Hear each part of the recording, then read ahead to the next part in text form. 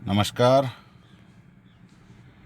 मैं प्रहलाद कुमार मीणा, सह आचार्य राजनीति विज्ञान विभाग, बाबू शोभाराम राजकीय कला महाविद्यालय अलवर। इस ई क्लास में आप सभी का स्वागत है। यह video BA honours part 3 paper 9 के लिए तैयार किया गया है। इससे पहले के वीडियो में जैसा कि हमने लोकमान्य तिलक के जीवन परिचय और उनके राष्ट्रवादी संबंधी विचारों के बारे में जानकारी ली और लोकमान्य तिलक के जीवन में उग्रवादी राष्ट्रवादी विचारधारा उनके विचारों में हमको देखने को मिलती है। 2 समाचार पत्रों का उन्होंने प्रकाशन किया, इसमें मराठा और केसरी जो साप्ताहिक समाचार पत्र थे। और जब उनको प्लेग और महामारी के आरोप में वहाँ के कमिश्नर रैंड की हत्या के आरोप में जब जेल भेज दिया गया, मांडेल जेल भेज दिया गया, तो उन्होंने जेल में रहते हुए ही 2 पुस्तकों की द आर्कडिज होम द वेदास और गीता रहस्य नामक पुस्तकें लिखी और राष्ट्रीय आंदोलन को गति देने के लिए उन्होंने शिवाजी और गणेश उत्सव का प्रारंभ भी उनके द्वारा किया गया। ये हमने पिछले वीडियो में उनके विचारों का संक्षिप्त जानकारी और परिचय प्राप्त किया था। आज के इस वीडियो में हम लोकमान्य तिलक के सामाजिक विचारों का अध्ययन करेंगे। तिलक के सामाजिक विचार इस प्रकार उन्होंने अपने सामाजिक विचारों का बताया है। हालांकि उन्होंने शिक्षा के क्षेत्र को लेकर दक्षिणी समाज शिक्षा समिति की स्थापना की, फिर फर्ग्यूसन कॉलेज की स्थापना की, सामाजिक बुराइयों का, बाल विवाह जैसे बाल विवाह है, इनका विरोध उन्होंने प्रारंभ से ही, अपने जीवन के प्रारंभ काल से ही कर दिया था। तिलक राजा राम मोहन राय जैसे 19वीं शताब्दी के प्रारंभिक समाज सुधारकों की तरह एक समाज सुधारक नहीं थे, परंतु फिर भी तिलक एक समाज सुधारक थे। तिलक हिंदू समाज को कमज़ोर करने वाली बुराइयों से परिचित थे और उन्हें वो मिटाना चाहते थे। तिलक के घोर विरोधी वैलेंटाइन इन सिरोल में अपनी पुस्तक अनरेस्ट इंडिया, वैलेंटाइन सिरोल ने अपनी पुस्तक अरेस्ट इंडिया में निराधार युक्तियों प्रस्तुत कर यह सिद्ध करने की कोशिश की है कि तिलक पुराणपंथी व रूढ़िवादी थे, परंतु तिलक एक समाज सुधारक थे और उनको रूढ़िवादी व पुरातनपंथी नहीं कहा जा सकता, क्योंकि उन्होंने रूढ़िवादिता और पुरातनपंथियों का विरोध किया था। नंबर 1 समाज सुधारकों में है। समाज सुधारों में ईसाईयत या ब्रिटिश नौकरशाही का विरोध उन्होंने किया। वो सामाजिक रूढ़ियों, सामाजिक बुराइयों को मिटाने के लिए ईसाई धर्म के जो नौकरशाही के लोग जो प्रयास कर रहे थे, उनका उन्होंने विरोध किया था। सामाजिक रूढ़ियों और कुरीतियों को समाप्त करने का विरोध उन्होंने नहीं किया था। वो चाहते थे कि भारतीय समाज अपनी भारतीय संस्कृति और सभ्यता को बनाए रखे, लेकिन उसमें आई कुछ कमियां, बुराइयां, उनको वो समाप्त करे और वो समाप्त शिक्षा और एक समाज आंदोलन के द्वारा ही उनको समाप्त किया जा सकता है। उनका ऐसा मानना था और उन्होंने ईसाईयत या ब्रिटिश नौकरशाही का विरोध किया। 19वीं शताब्दी के समाज सुधार आंदोलन ब्रिटिश नौकरशाही से समाज को सुधारने हेतु कानून बनवाना चाहते थे। इस प्रकार के समाज सुधारकों के तिलक घोर विरोधी थे। उनका कहना था कि हिंदू समाज इतना पतित या कमज़ोर हो गया है कि वे अपनी सामाजिक समस्याओं को नहीं सुलझा सकता। तिलक बाल विवाह, विधवा विवाह आदि सुधार चाहते थे, लेकिन वो इसमें ब्रिटिश नौकरशाही का हस्तक्षेप पसंद नहीं करते थे। नंबर 2, समाज सुधार कार्य धीरे धीरे जनता द्वारा होने चाहिए।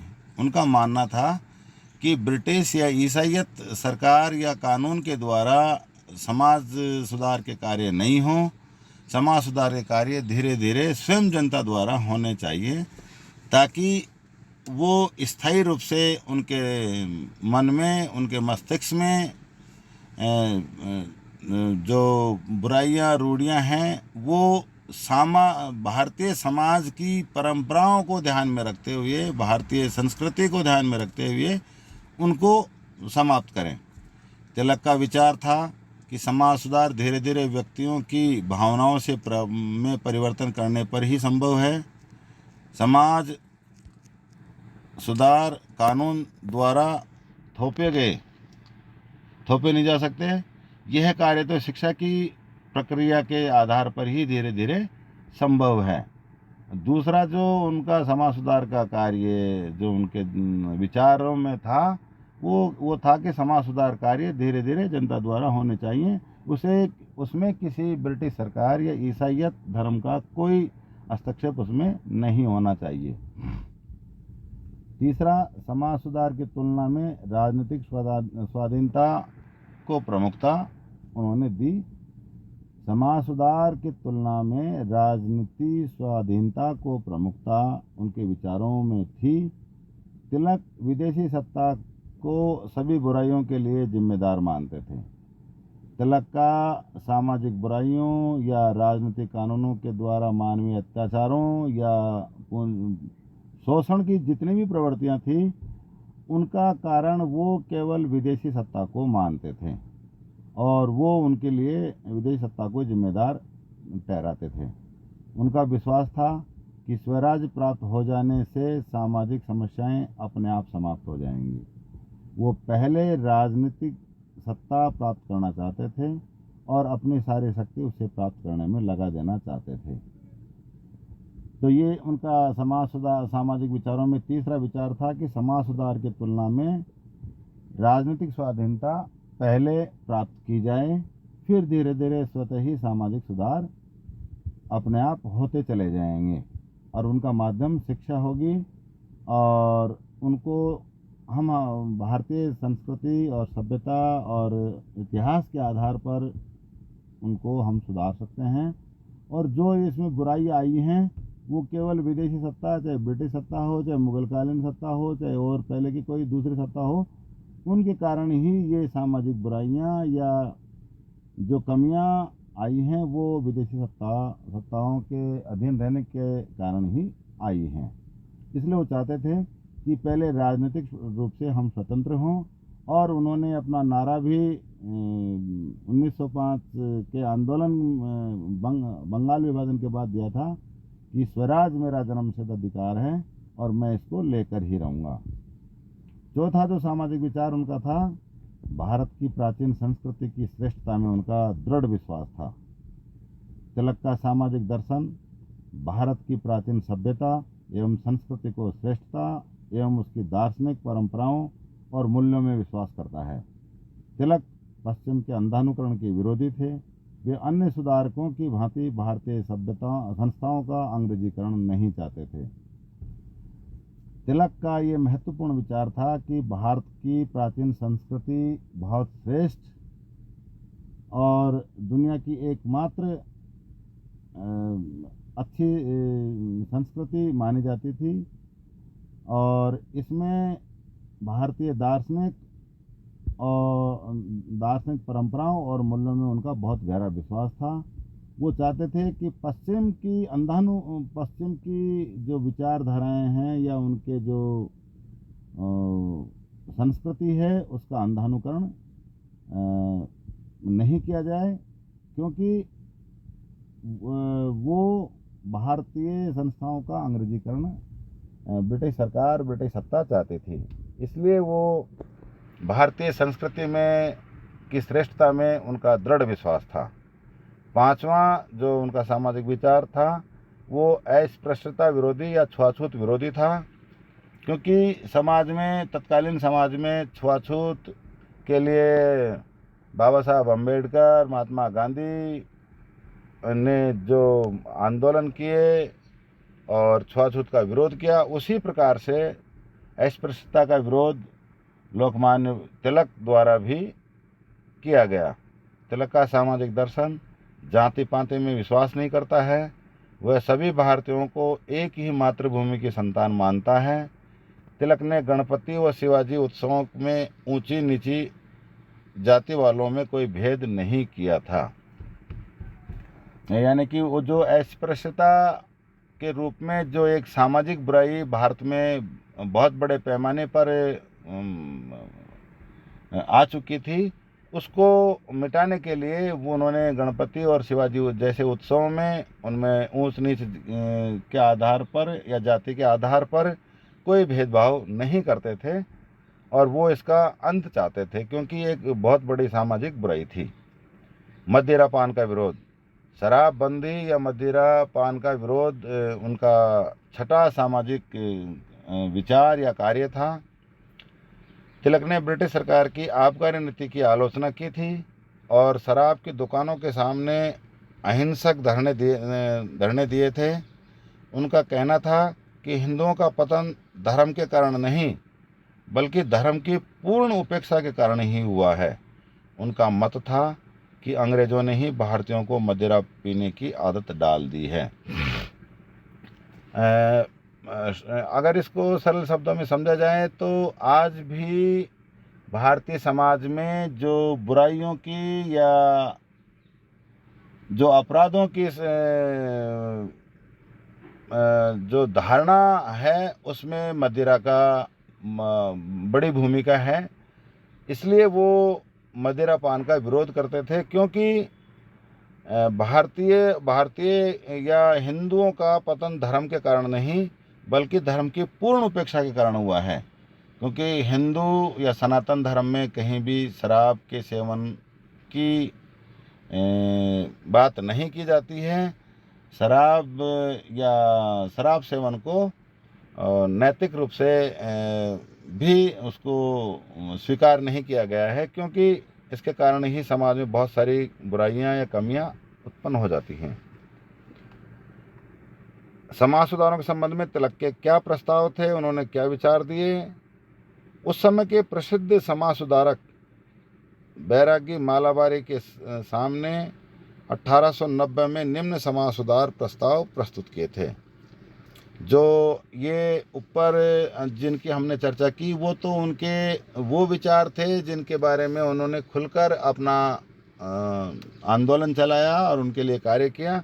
लेकिन जो उनके समाज सुधार के प्रस्ताव थे, जो उस समय के जो प्रसिद्ध समाज सुधारक जो थे बैरागी मालाबारी ने के सामने उन्होंने 1890 में जो समाज सुधार के प्रस्ताव प्रस्तुत किए वो इस प्रकार हैं। नंबर 1, लड़कों की शादी की उम्र 20 वर्ष व लड़कियों की शादी की उम्र 16 वर्ष से कम नहीं होनी चाहिए। दूसरा, 40 वर्ष की आयु का पुरुष पुनः विवाह न करे और यदि वह विवाह ही करना चाहे तो किसी विधवा से ही उसका विवाह किया जाए। तीसरा, अस्पृश्यता को समाप्त किया जाए।